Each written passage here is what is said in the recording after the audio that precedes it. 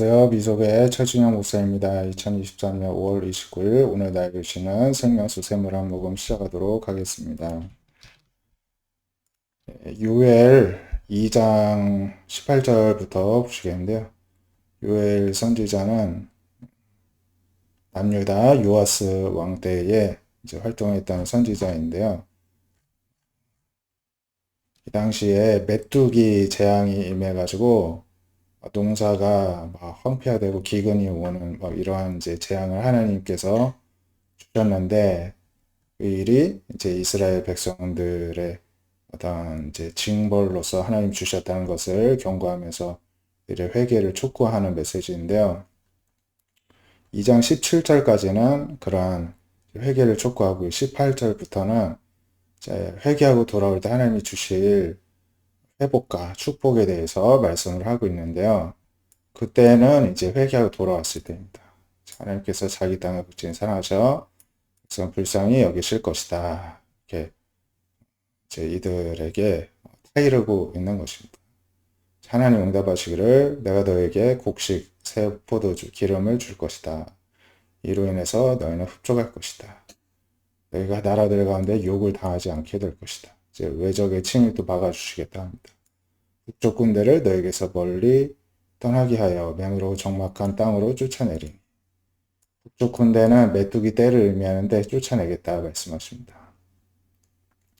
오히려 상한 냄새가 일어나고 악취가 우르르는 큰 일을 행하였습니다. 메뚜기 떼가 다 죽어가지고 오히려 상한 냄새가 나고 악취가 날 정도로 하나님께서 다 뒤로 물리시겠다 말씀합니다. 땅이여 두려워하지 말고 기뻐하며 즐거워하라. 하나님께서 큰 일을 행하셨습니다. 백성들만이 아니라 이스라엘 땅도 하나님께서 축복하시고 위로하시는 것을 보게 됩니다. 들짐승들아 두려워하지 말지어다. 들짐승까지도 그리고 들의 풀이 싹이 나며 나무가 열매 맺고 무화과나무와 포도나무가 다 힘을 낸다. 이제 뭐 자연 만물 농작물까지도 다 이제 회복을 말씀을 하십니다. 시온의 자녀들아 이제 이스라엘 백성이죠. 너희는 너희 하나님 여호와가 여호라 말미암아 기뻐하며 즐거워할지어다. 그가 너희를 위하여 비를 내리시되 이른 비를 적당하게 내리시고 늦은 비가 예전과 같을 것이다. 그로 인해 마당에는 이제 농사가 잘 돼서 밀이 가득하고 이제 독에는 새 포도주와 기름이 넘칠 것이다. 내가 전에 너에게 보낸 큰 군대 곧 메뚜기 느치 황충 팥중이가 먹은 횟수대로 너에게 하죠. 여기 나오죠. 하나님이 큰 군대를 보내셨는데 메뚜기 느치 황충 팥중이 하나님 보내신 군대였습니다. 참 신비로운 것이죠. 자연 만물을 통해서 하나님이 이제 징계를 내리셨는데요. 횟수대로, 그들이 다 갉아먹은 횟수대로 다시 회복시켜 주시겠다 말씀을 합니다.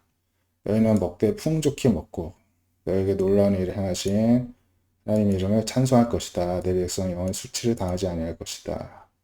먼저 내가 이스라엘 가운데서 너희 하나님 여호와가 되고 다른 이가 없는 줄을 너희가 알게 될 것이다. 내 백성은 영원히 수치를 당하지 아니할 것이다. 약속을 하십니다. 여기까지는 육적인 부분에서의 회복을 말씀하시고요. 굉장히 디테일하고 많은 부분을 축복을 하셨죠. 여기서는 영적인 회복을 말씀하시는데 28절부터는요. 그 후에 내가 내 영을 만민에게 부어주리니. 근데 이게 시점이 예수님이 오신 이후에 이제 성령 강림절 때 이제 시작으로 이런 일이 이제 생겼습니다. 그러니까는 이제 미래 장차 메시아가 오신 이후에 영적인 회복을 의미하는 것이죠. 자녀들이 장래를 말할 것이고 늙은이가 꿈을 꾸고 젊은이는 이상을 볼 것이다. 그때에 내가 또 내 영을 남종과 여종에게 부어줄 것이다. 이것도 굉장히 놀라운 말씀인데요. 이제 그전에는 영을 누구한테 부어주셨습니까? 주로 왕에게 그리고 모세와 같은 이런 선지자, 예언자, 종교 지도자들에게, 제사장들에게 부어주셨었는데 종에게, 남종, 여종들에게까지도 부어주실 정도로 하나님이 이제 빈부 귀천을 떠나서 모든 만민에게 내영을 허락하실 날이 올 것이다. 이렇게 약속을 하셨고 그 일이 오늘날 이루어졌음을 우리는 알고 있습니다. 로마서 8장 18절부터 보시면은 현재 고난은 장차 우리에게 나타난 영광과 비교할 수 없다. 피조물이 고대하는 바는 하나님의 아들들이 나타난 것이다. 앞서도 요엘 2장에서 하나님께서 백성들이 영적으로 또 회복이 될 때에 자연 만물들도 회복이 된다 말씀하셨는데 오늘날에도 이 피조물들은 하나님의 아들들이 나타나서 영적으로 회복이 돼야 모든 피조물들이 회복된다는 걸 알기 때문에 고대한다는 것입니다.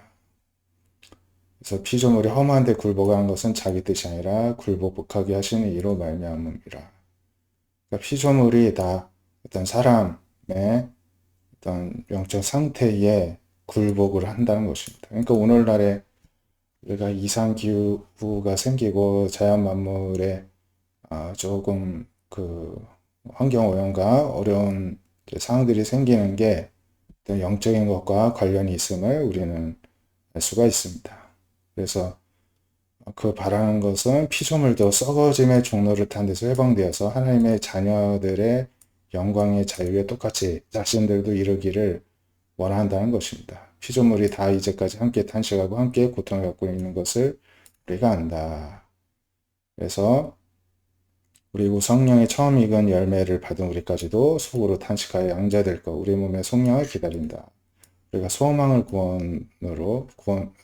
구원을 얻었으니 보이는 소망이 아니니 보는 것을 누가 말하리요. 우리는 이제 장차 예수님이 오셔서 온전한 영육 간의 회복을 기다리고 있다. 이렇게 이제 사도 바울이 권면하고 있습니다. 우리가 이처럼 영적인 어떤 주권을 하나님께서 이 세상의 통치권을 우리에게 이양해 주셨는데 인간의 타락으로 말미암아서 전 인류가, 전 우주가, 전 지구가 신음을 하고 있음을 우리가 또 한번 느끼고 책임감을 또 되새겨 보게 됩니다.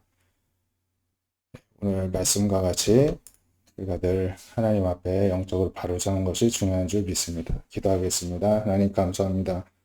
오늘도 하나님의 자녀로 살아가게 해주셨는데 우리에게 필요한 것은 성령 충만인 줄로 다시 한번 깨닫게 해주심에 감사를 드립니다. 하나님 약속하신 성령을 예수님 오심 이후로 우리에게 허락하여 주셨사오니 오늘도 주의 성령으로 우리를 충만케 하여 주셔서 하나님 회복되는 것이 아니라 모든 자연 만물까지도 하나님 안에서 온전히 회복되는 은혜를 허락하여 주시옵소서. 예수님의 이름으로 기도드립니다. 아멘. 우리도 성령으로 사시는 하루 되시길 바랍니다. 감사합니다.